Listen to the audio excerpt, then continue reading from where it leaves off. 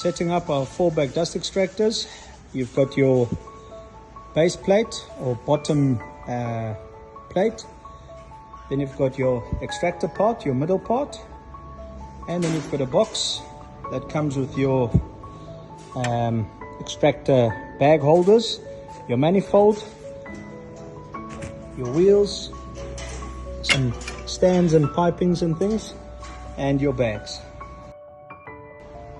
Start by placing the middle part on the ground like this, then place your bottom plate, so now it's upside down, place that on top. To make sure you have the configuration right, put one of these down like this, that it aligns as shown. You can see it's got 2 holes here. Make sure that before you connect this base plate, make sure these holes are aligned to these holes. So they must be, you must turn this one until that aligns with that. Then you know you're in the correct configuration.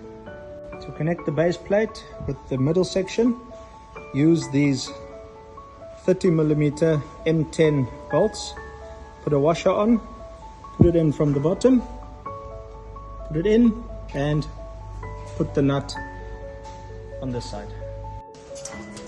The wheels need to be installed with 4 screws. You put them in from this side.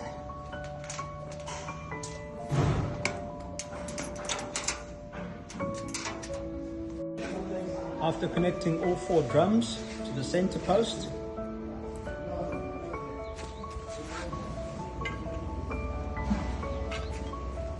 we're assembling the supports.